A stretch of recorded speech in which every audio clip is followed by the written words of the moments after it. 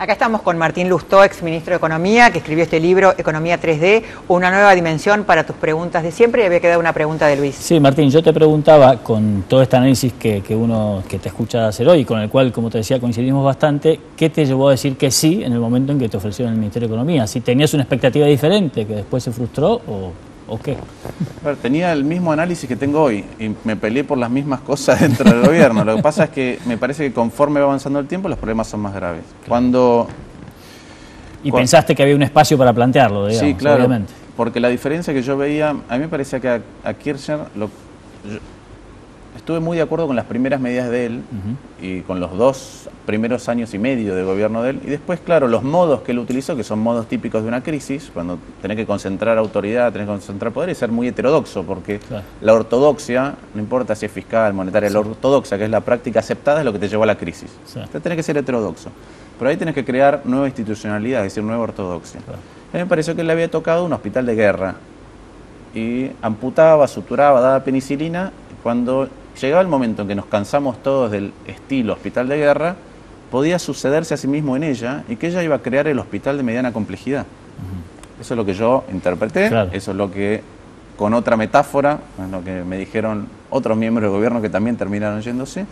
Y me pareció que había un espacio. Ya estaba la crisis financiera internacional, o sea que esto de merma de recursos, por lo menos mermas de recursos genuinos, renovables, etcétera, ya estaba en curso.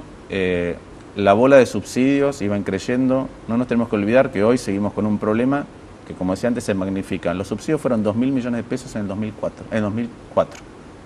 Fueron 4.000 en 2005. 8.000 en 2006. 16.000 en 2007. 32.000 en 2008. Y hoy son 65.000 millones de pesos. Entonces, la disputa era esa, es cómo moderamos esta bola que no se puede controlar para poder tener menos inflación. Pasaron 3 años y me parece que si algo pasó es que ese diagnóstico se agravó. Yo me metí con esa lógica, a los 4 meses, o un poquito antes, me di cuenta de que no se iba a poder revertir y me fui. Ahora, cuando vos estabas ahí, estaba Néstor Kirchner como era el que manejaba la economía. Siempre se habló de Néstor Kirchner como ministro de Economía. Aún siendo Cristina la presidenta, claro. ¿Qué pasó?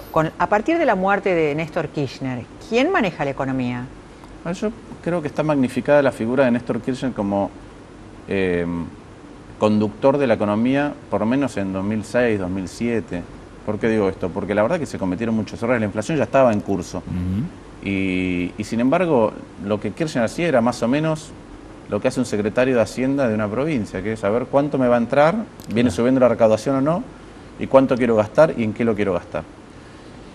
Y ni siquiera se enfrentaba con muchas restricciones, porque los recursos subían todo el tiempo, porque la economía crecía muy fuerte, porque los precios internacionales subían, porque la cosecha subía. Entonces, no es que le ha tocado lidiar con los problemas de la economía. Para mí, lidiar con los problemas de la economía es cuando viene una crisis. Y la crisis vino en 2008, impactó fuerte en 2009, nosotros tuvimos una recesión importante, lo que pasa es que comparamos ya todo con el 2001, y no creo que haya habido manejo muy virtuoso. Creo que de hecho parte de los problemas que tenemos hoy, los que se siguen incubando, provienen de ese manejo. Vos me decís, ¿quién lo maneja hoy? Nadie. Antes tampoco creo que lo manejaba nadie.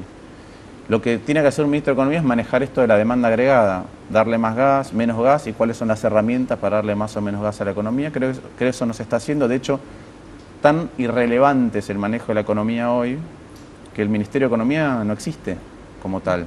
Le han sacado agricultura, le han sacado producción, comercio es independiente. Claro. ¿Qué queda? Queda Hacienda y Finanzas. En Finanzas Argentina no hace nada, más allá de algún coqueteo de vez en cuando, de algún anuncio que no se cumple con el Club de París. Y Hacienda es el presupuesto que tampoco lo maneja el Ministro de Economía. Entonces, hoy el Ministerio de Economía no existe como tal. Tiene un candidato a jefe de gobierno, en todo caso. Para ser candidato a jefe de gobierno es un ministerio cómodo, claro. Sí.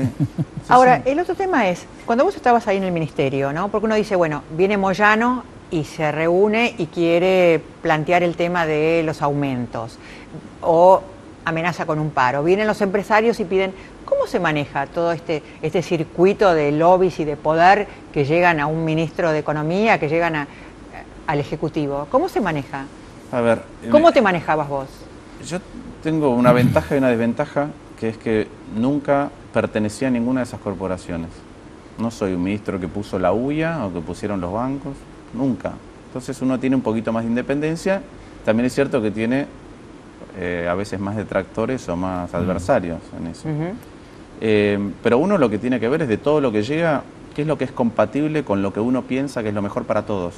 Si alguien viene y me dice, yo quiero un 80% de aumento, y veo que eso genera en un rubro en particular, y que tiene un poder desmedido de negociación, tendría que ir a una instancia superior para decir por qué a mí me parece que es nocivo para la economía o nocivo para la sociedad, y ver cuáles son los resortes que uno puede tocar para entrar a una negociación dura. Pero ¿Qué pasó? Sí, claro que pasa. Lo que pasa es que me parece que las cosas que uno veía que podían generar problemas a futuro, que para mí había que atacarlas antes, en su momento no parecían graves. Cuando comenzó la crisis financiera internacional, yo me acuerdo que le hice una presentación, yo estaba en el Banco Provincia, Felipe Solá, que era gobernador, diciéndole, acá viene algo que es muy pesado, y esto fue, la presentación fue fines de agosto del 2007. Claro. Cuando a los 3 meses me propusieron el cargo, fui a hacérsela a Néstor Kirchner, y la verdad es que Kirchner pensaba que no era relevante lo que pasaba en el mundo. Me dijo, esto es filosofía, en cuanto Bush ponga la plata se va a arreglar.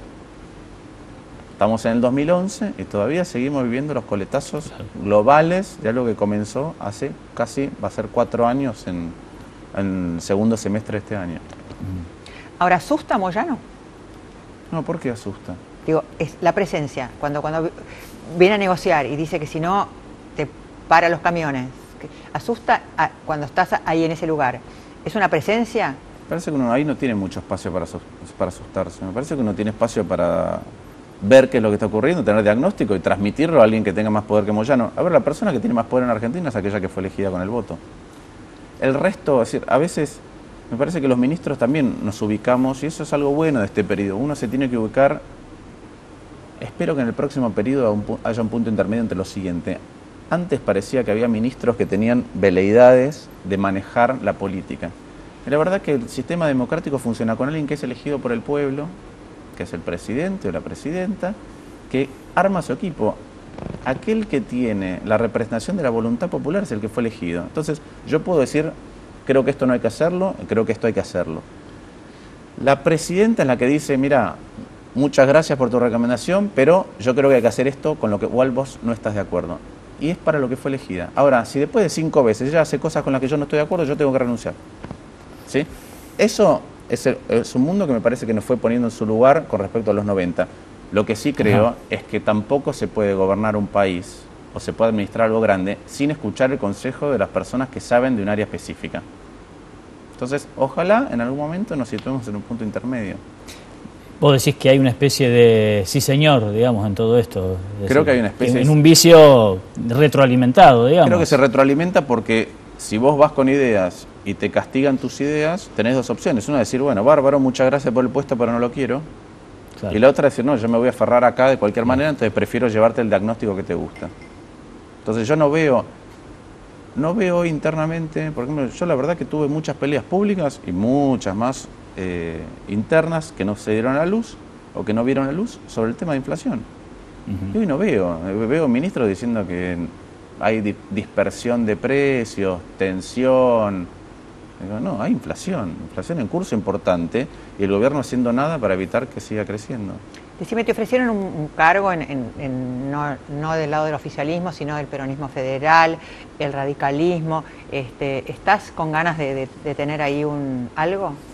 No, a mí me han tentado ahora que vienen las elecciones con algunas cosas, pero tengo el siguiente problema, que es que creo que me parece que los esfuerzos individuales o los arrestos individuales no sirven para nada. O es una ola en la que vamos todos subidos a una tabla de surf y vemos dónde llegamos, o de otra manera es un poco fútil el esfuerzo. Y lo veo en la dispersión de la oposición. Esto que comentaban ustedes, nos vamos a juntar todos. ¿Vamos a juntar todos para qué? Claro. Digo, antes no pudieron enhebrar una propuesta, ni siquiera cada uno de los candidatos se sabe qué quiere, ni siquiera lo ha hecho explícito, con lo cual decir, bueno, un montón de voluntades que no expresaron que quieren, ¿a dónde se van a juntar? Y la verdad que yo humildemente lo único que creo que tengo es que pienso cosas muy parecidas desde hace un montón de tiempo, y pienso lo mismo desde dentro del gobierno que desde afuera. Me parece que si no hay un lugar en el que todos coinciden... Ayer pasó, para mí, desapercibido una frase que dijo Rodríguez Sá a Alberto cuando estaba votando, que dijo, en el pasado no nos une, lo único que tenemos en común es una interna. Bueno, es tremendo, es tremendo. Martín, muchas gracias por haber venido. No, ¿Nos vamos? Chau, hasta el próximo lunes.